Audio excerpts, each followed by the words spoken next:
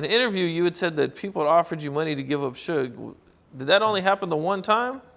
Yeah, it was only happened one time. What happened was there was something going on where the guys felt that Buntree and myself and Suge had something to do with their friend getting killed. And then they decided for whatever reason to come to me and say, hey, you know this dude's get down. And he's trying to have something done to you now. Talking about Suge trying to have something done to me now. So we'll give you some money. We know you know where that nigga live. We want to know where that nigga house is, where he at, so we can go get his ass. I was like, nigga, that's still, even though I'm mad at him right now, he's still the homie. Oh, nigga, I ain't about that. Don't come at me like that. And then I went and told Suge what was going on, and, you know, he took the proper measures, I'm sure. Did Eazy-E ever sue Death Row? Yeah, it was a lawsuit. It got dropped when he died because he was the main plaintiff, but it was a federal lawsuit that was filed. And that was over Dr. Dre? Yeah, the whole assault, the alleged assault and racketeering and all type of charges that were made in federal court. Yeah. Against Death Row and Suge? And Suge, yeah. So everything got dropped when he passed away? Yeah, he got dropped the next day. Was he just suing for money? Yeah, and probably for the contracts to be reverted back, or any money that Dre made would come to him. Yeah. And the diss song, he says, I'm still getting a piece of it, a piece of the money. Show us where he ever got a check from Death Row. Show us, tell us. Okay. Yeah. Now, this is what most people don't know, and maybe Priority worked some deal out with Eazy. Dre's stuff has always been distributed by Priority Records, still today. If you look at Chronic 2001, even though Interscope deal, and he was signed to Interscope, was with Universal or MCA, it was always distributed by Priority. Even when he was on Death Row? Yeah. Eazy-E dealt with Priority. Yeah, Eazy-E with Brian Turner. Well, his deal was with Sony, Columbia, with Ruthless.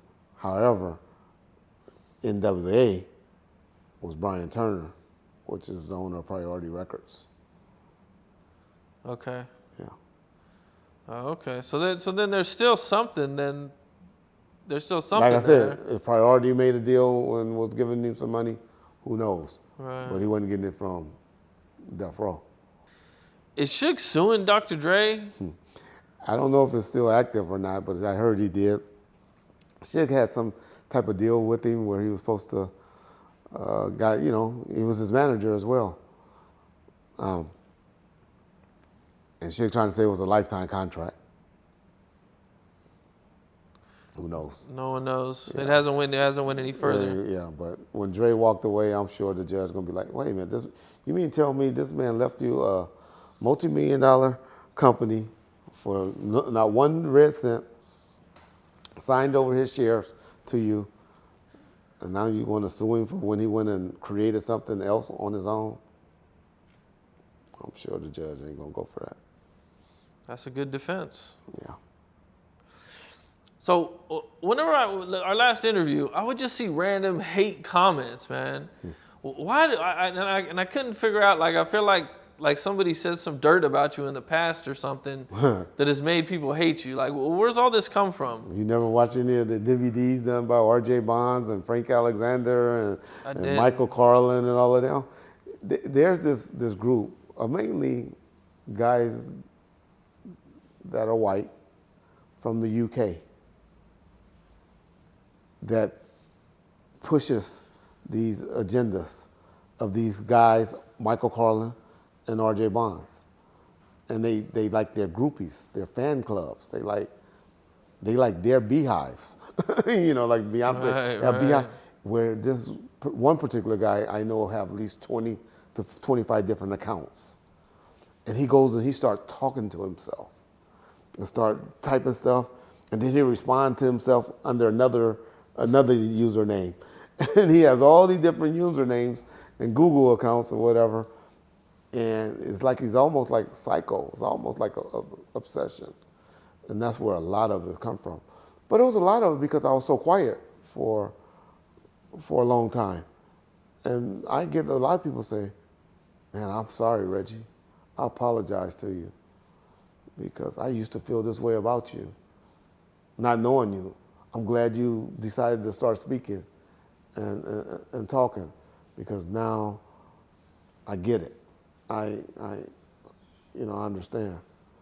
And Yeah, I think that was a thing. A lot of people had a really I was the bad boogeyman. lookout Yeah. about you and well, not just you, but the security, death row security as in general. Well, and that's another myth right there, because the security that they talk about are cops that they believe that worked for me that never did.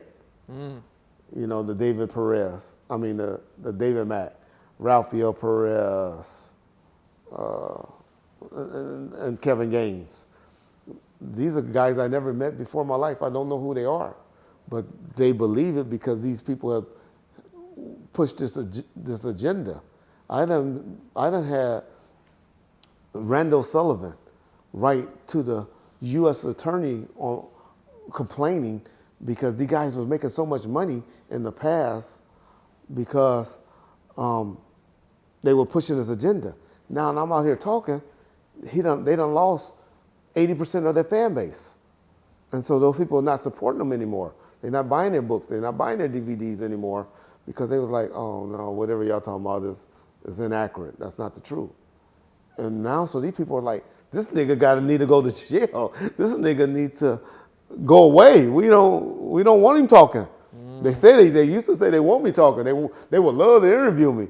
But once now that I'm an open book, we don't want this no more. He's killing it. He's bad for business. People are now seeing the real. So now you have, Keefy D coming out with his version that's pretty much echoing what I've been saying. And now these people like, they hate it. So you got a big day coming. Yeah, so y'all getting this interview now, and y'all know I'm in custody, in prison somewhere. Please write me, and send me letters, and I'm sure you'll post it in the comment section where I'm at, and I'd love to hear from you. Ship a nigga some money and some pictures to you females, something to put me to sleep, and ship me some money so I can buy something from, pay for some phone calls to keep in contact with y'all.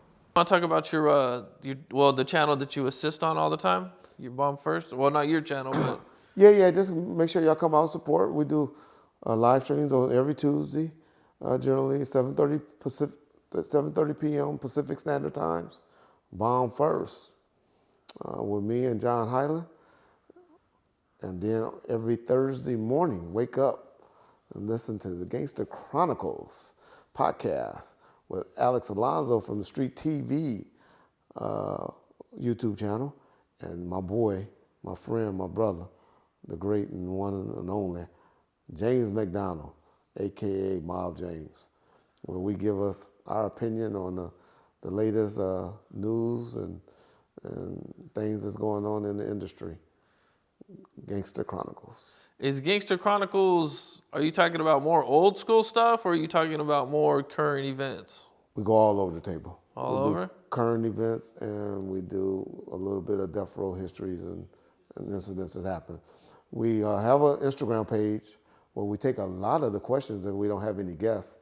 We take a lot of questions from the Instagram from the fans, and we try to address them all.